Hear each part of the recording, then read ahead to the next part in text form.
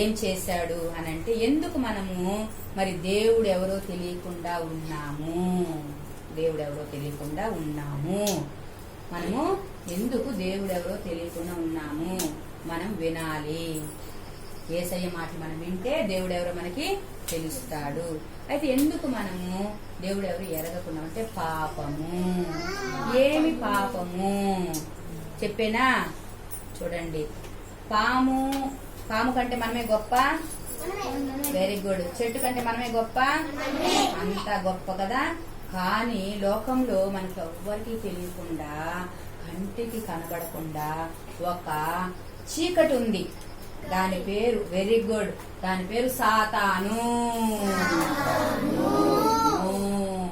రాత్రుల్లో భయపెట్టేది అదే, రాత్రుల్లో భయపెట్టేది అదే, ఒంటరిగా ఉండేటప్పుడు భయపెట్టేది అదే, కష్టం వస్తే భయపెట్టేది అదే, నాకు అక్షరం రాదంటే భయపెట్టేది అదే, టీచర్ కొట్టేటప్పుడు పిలిచేది అదే.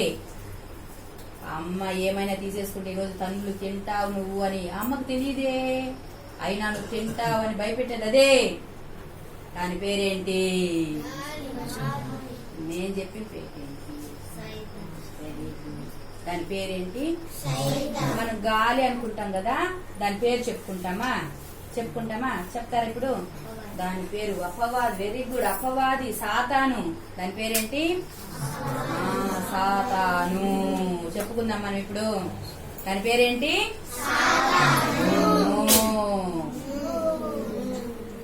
సాతాను ఏం చేసిందో తెలుసా? మీకు తెలియదు కదా, నేను చెప్తాను. చూడండి, మిగిలిన మనం ఎంతవరకు వచ్చాం? మనిషి గొప్ప అనుకున్నాం కదా. ఆ గొప్ప మనిషిని యేసయ్య ఏం చేశాడు? మట్టితో. ఎవరి పోలికగా? వెరీ గుడ్, క్లాప్ కొట్టున్నారు. ఎవరి పోలిక మనము? ఇప్పుడు దేవుడు మనిషి పోలిక, మనిషి దేవుడు పోలిక. మనిషి దేవుడు పోలిక. దేవుడు ఎలా ఉన్నాడు అలా మనిషినే చేసుకున్నాడు. జంతువుని చేసుకున్నాడా? చెట్లను చేసుకున్నాడా? ఆకాశంలో ఉండే వాటిని చేసుకున్నాడా? భూమి కింద ఉండే వాటిని చేసుకున్నాడా? భూమి పైన ఉండే వాటిని చేసుకున్నాడా? మనిషిని తన పోలికగా చేసుకున్నాడు. ఇది చెప్పుకునేసాం మనం. అయితే మనం ఏం తెలుసుకున్నాము? మనిషి ఎవరి పోలిక? దేవుడు మనిషి పోలిక కాదు, మనిషే దేవుడు పోలిక. వెరీ గుడ్, చెప్పేశారు కదా. ఆ మనిషిని చేసేసాడు, ఆ మట్టితో. చేసేసిన తర్వాత మరి ఎట్లా చేశాడు? Very good. ఇంత చిన్ని బుడ్డి అమ్మ కడుపులో నుండి టుపుక్కుమని కొడతాడు చూడ, చిన్ని పిల్లోడు. అట్లా చేశాడా? ఎట్లా చేశాడు? జ్ఞానము, తెలివి, యేసు ప్రభు ఎలా ఉన్నాడు దేవుడు అలానే ఎంత రూపం ఉంది అంత రూపము చేసేసాడు. చేసేసి మానవునికి ఏం చేశాడు? తనలో ఉంది కదా ఆత్మ. ఇప్పుడు మీకు అందరికి చెప్పింది కదా, నేను మాట్లాడుతూ ఉంటే మీకు మనస్సాక్షి ఇది కరెక్ట్ అని చెప్పింది కదా. ఆ ఆత్మను ఏం చేశాడంటే మరి మనిషిలో ఊదాడు. ఎవరిలో ఊదాడు? మనిషిలో ఊదాడు. కుక్కలో ఊదాడా? చెట్లో ఊదాడా?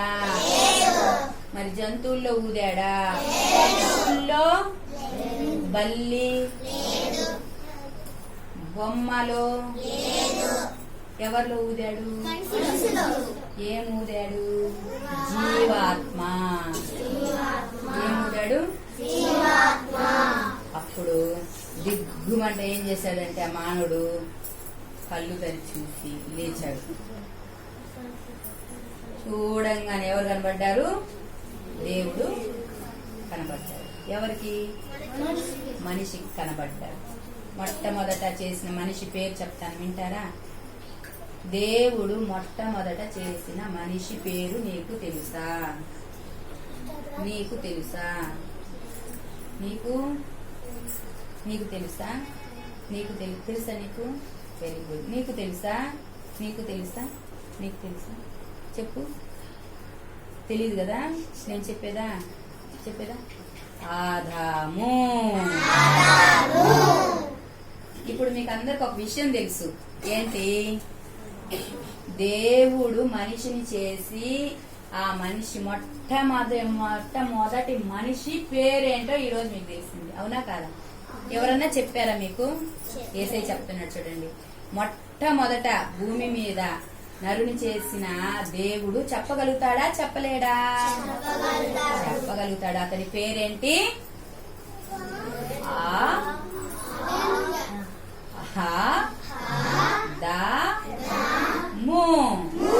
చెప్పండి. Very good. ఇప్పుడు నేను అడుగుతాను, చెప్పేస్తారా? మరి దేవుడు చేసిన మొట్టమొదటి మానవుని పేరు ఏంటి? Very good. మరి ఆ ఆదాము దగ్గర మనం ఇంతకుముందు చెప్పుకున్నాం కదా సాతాను అని. ఆ సాతాను వెళ్ళి ఒక పని చేసింది. ఏంటో చెప్పుకుందామా? ఇదిగో రోజు నువ్వు చెప్పొద్దు, విను.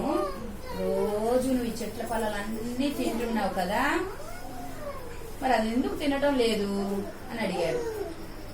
అప్పుడు ఆదాము చెప్పాడు, మంచోడు కదా ఆదాము, దేవుడు పార్టీ కదా.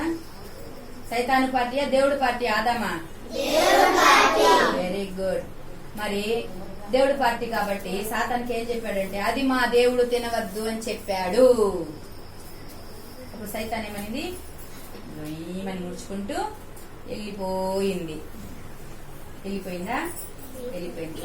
అప్పుడు ఆదాము హ్యాపీగా మరి సంతోషించాడు, నేను కరెక్ట్ గా చెప్పాను అనేసి. అంటే వెంటనే మరి ఆదాము మరి బాధపడుతూనే ఉన్నాడు. దేవుడు చూసి ఆదాము బాధపడతా ఉన్నాడు, ఆదాముకి ఒక తోడు ఇవ్వాలనుకున్నాడు. మరొక మనిషి తోడు ఉండాలి. ఎవరికి? ఆదాముకి. ఎవరికి? ఎవరుండాలి? ఇప్పుడు ఆదాముతో ఎవరున్నారు? దేవుడు ఉన్నారు. తర్వాత దేవుడు చేసిన జంతువులు, చెట్లు ఇవి ఉన్నాయి. కానీ ఆదాముకి ఎవరు లేదు? మనిషిగా చేశాడు కదా, మరొక మనిషి లేదు. కాబట్టి దేవుడు ఆలోచించి ఆదాముకి మరి ఒక మంచి తోడు ఇయ్యాలనుకున్నాడు. వెంటనే ఆదాముకి మంచి నిద్ర ఇచ్చేశాడు. ఏమిచ్చాడు?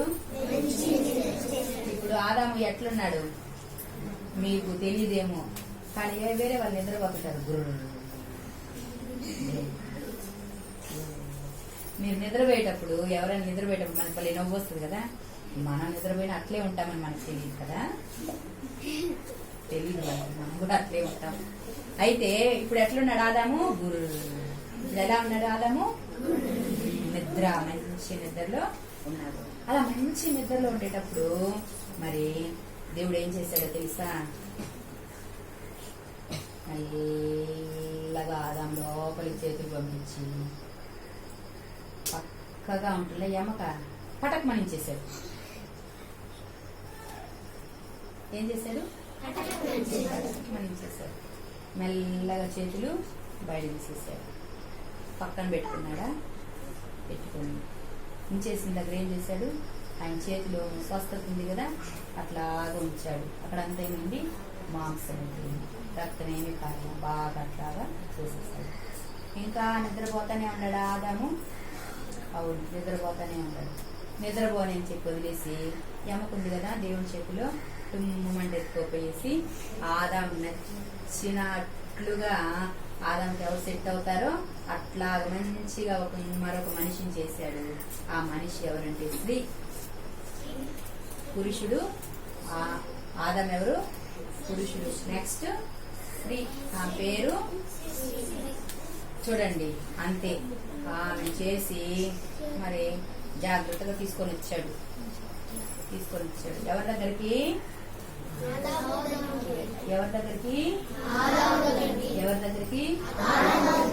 తీసుకొని వచ్చి లేపాడు. ఆదాం లేచాడు. లేచిన వెంటనే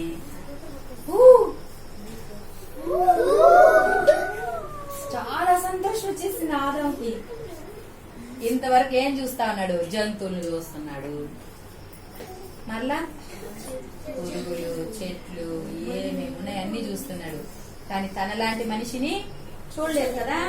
వెంటనే తనలాంటి మనిషిని చూసేటప్పటికే అంత దూరం ఎగిరిపడి అని చెప్పి సంతోషించేశాడు.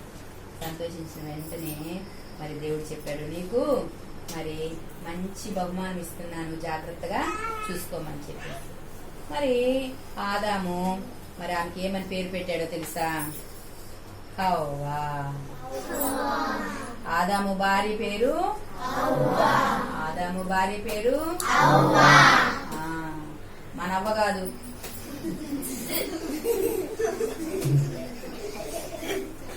అవ్వ కాదు హవ్వా. Very good. ఇప్పుడు ఆదాము బాబు పేరేంటి? ఆదాము భార్య పేరేంటి? హవ్వా. Very good. ఇప్పుడు చూడండి, సైతాన్ని మళ్ళీ ఒక దిగ్గుమంట ఒక ఆలోచన వచ్చింది. ఆదాము మన దగ్గర పడిపోవట్లేదు, అవ్వ దగ్గర పోదాం. ఎవరి దగ్గర పోదాం? మెల్లగా వచ్చాడు మళ్ళా. ఎవరు? సాతాను. ఎవరి దగ్గరకు వచ్చాడు ఇప్పుడు? సాతాను. ఎవరి దగ్గరకు వచ్చాడు? సాతాను ఎవరి దగ్గరకు వచ్చాడు?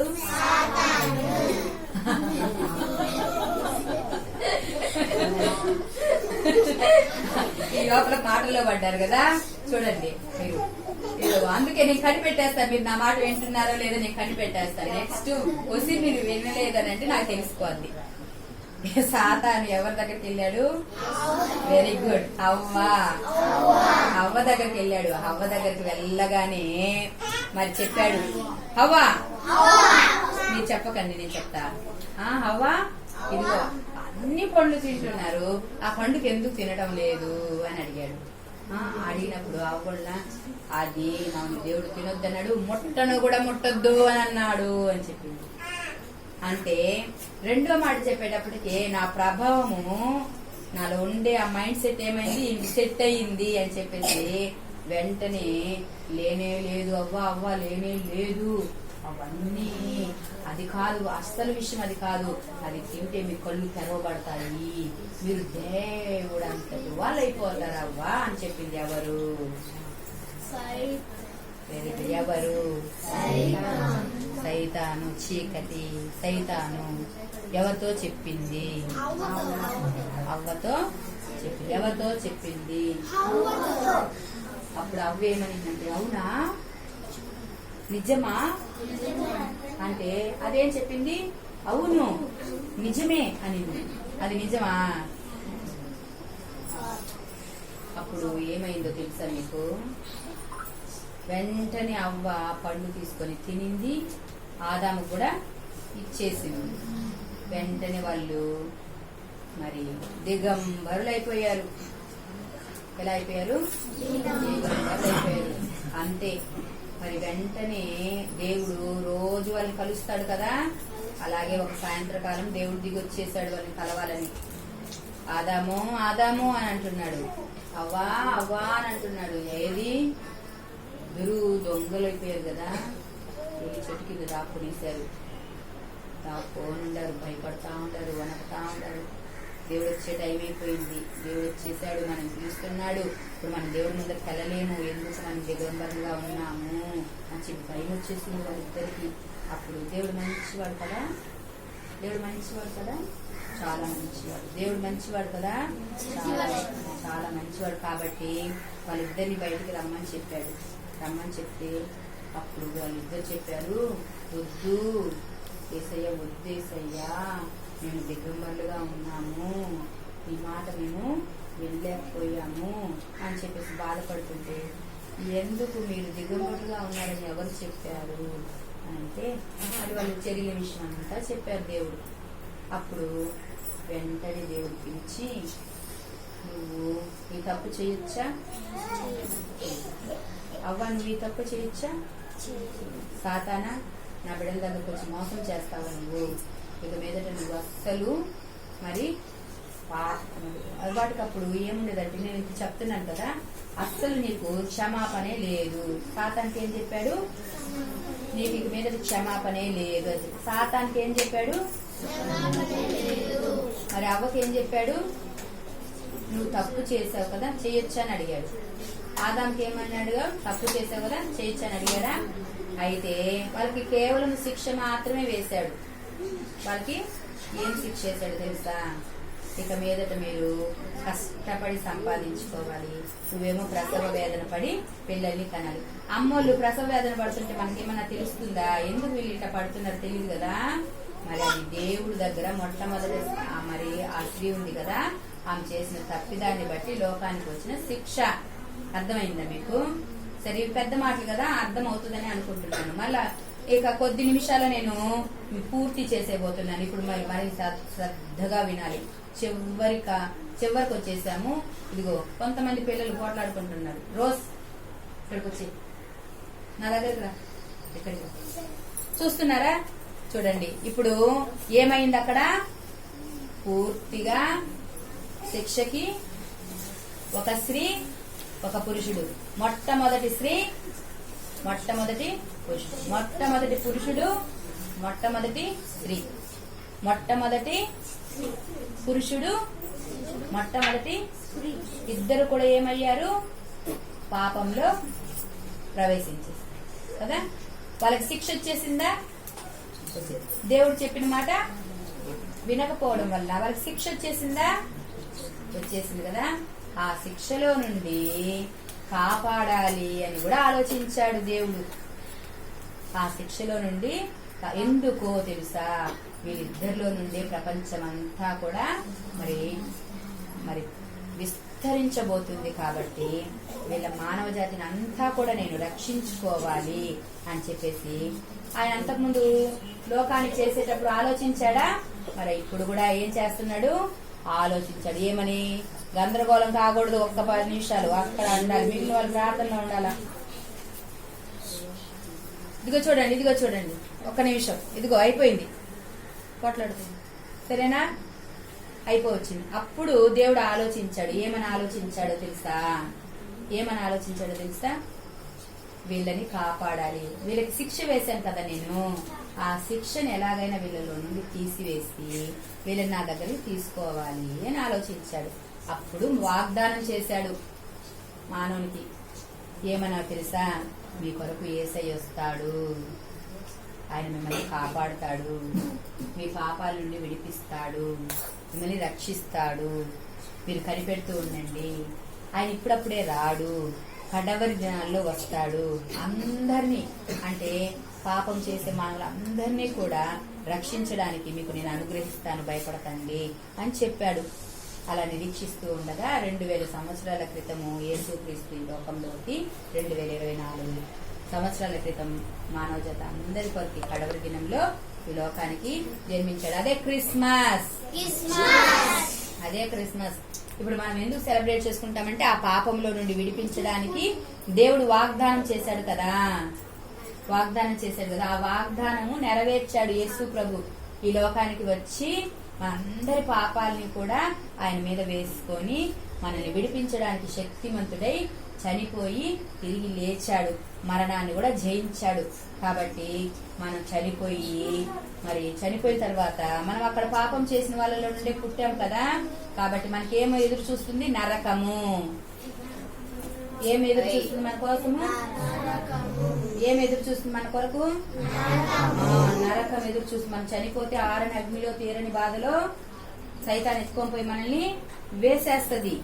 అక్కడ ఉండకుండా కాపాడడానికి యేసయ్య మన కొరకు సిలువలో మరి మరణించి తిరిగి లేచి, అయ్యా ఇదిగో ఇలాగ వాగ్దానం ఇచ్చి మీ పాపంలో నుండి విడిపించడానికి దేవుడు ఇచ్చిన వాగ్దానంగా నేను వచ్చి మీకోసం అన్ని చేసేసాను, మీరు ఇప్పుడు ఏమీ చేయని అవసరం లేదు, యేసు ప్రభువా నేను పాపిని, నా పాపాలు క్షమించయ్యా, నన్ను కూడా నీ బిడ్డగా స్వీకరించు, నేను కూడా నరకంలోకి వెళ్ళకూడదు, నేను నీ బిడ్డగా జీవిస్తాను బ్రతికినన్ని రోజులు అని చెప్పి నమ్మకంగా మనము ఆయనలోకి వచ్చినప్పుడు మన పాపాలన్నీ ఆయన తీసేసుకొని ఆయన యొక్క మరి మంచి స్థితిని మనకి ఇచ్చి మంచిగా జీవింపచేసి మరి ఈ లోకంలోనే కాకుండా మనం మరణించినప్పుడు మరి నరకానికి వెళ్లకుండా ఆ పరలోకానికి తీసుకొని వెళ్ళడానికి మనలోనే ఉండి మనం తీసుకొని వెళ్తారు. ఎంతమందికి కావాలి యేసుక్రీస్తు?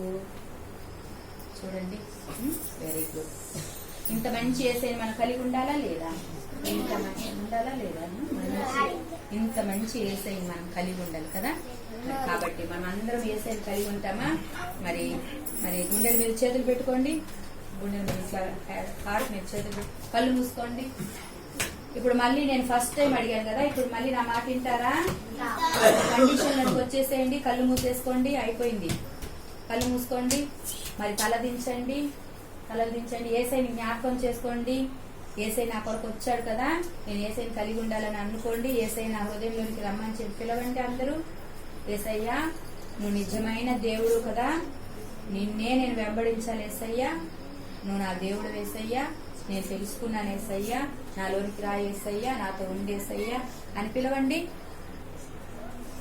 అందరు పిలుచుకోండి. యేసయ్యని హృదయంలో పిలుచుకోండి. నాకు అర్థమైంది యేసయ్య, నా మనసాక్షి మనిషే గొప్ప అని చెప్పాడు యేసయ్య, అది నేను కనుక్కున్నాను యేసయ్య. నాకంటే తక్కువ దాన్ని నేను పూజించకూడదు యేసయ్య, అది నాకు తెలియలేదు యేసయ్య. ఇప్పుడైతే నా కొరకు ప్రాణం పెట్టి తిరిగి లేచావు కాబట్టి ఇదిగో నన్ను చేసి మరి నేను చేసిన తప్పులంతా కూడా భరించి నన్ను కాపాడడానికి నువ్వు వచ్చావు కదా యేసయ్య. నువ్వు మంచి దేవుడు యేసయ్య. నా కొరకు ఇలా చేసిన వాళ్ళు ఎవరు లేరు యేసయ్య లోకంలో. కాబట్టి నువ్వు నా రక్షకుడు యేసయ్య. నన్ను రక్షించి నన్ను కాపాడి నేను నీ సేవ చేస్తాను యేసయ్య. నీకు నమ్మకంగా ఉంటాను యేసయ్య. నీలాగా నేను అన్ని విషయాలు కూడా చెప్తాను యేసయ్య. ఆంటీ చెప్పినట్లుగా నేను కూడా అన్ని విషయాలు చెప్తాను యేసయ్య. నాలాంటి వాళ్ళు ఎంతమంది యేసయ్య మరి మరణించేస్తున్నారు కదా యేసయ్య. ఆంటీ వాళ్ళైతే మరి మమ్మల్ని మీరు ప్రేమించారు కాబట్టి, మరి వాళ్ళు మీరు ప్రేమించారు కాబట్టి ఆ విధంగా వచ్చి ఇష్టంగా చెప్పారు యేసయ్య. వాళ్ళ పని అంతా విడిచిపెట్టి అలా మేము కూడా చక్కగా యేసయ్య గురించి చెప్పడానికి మేము ఇష్టపడుతున్నాం యేసయ్య. లోకంలో ఎవ్వరూ కూడా ఇలా ప్రకటించడం లేదు యేసయ్య, ఇలాంటి దేవుడు ఒకడు ఉన్నాడని చెప్పేసి. కాబట్టి మాకు ఈరోజు మంచి ఈ సన్నిధి నుంచి మాకు ఇచ్చావు కాబట్టి మాకు సహాయం చేశావు. మేము కూడా మా జీవితాంతం నమ్మకంగా నీకుంటాం యేసయ్య. మా హృదయంలోకి రండి, మమ్మల్ని మీ బిడ్డలుగా స్వీకరించండి యేసయ్య. యేసుక్రీస్తు నామములో ఆమేన్.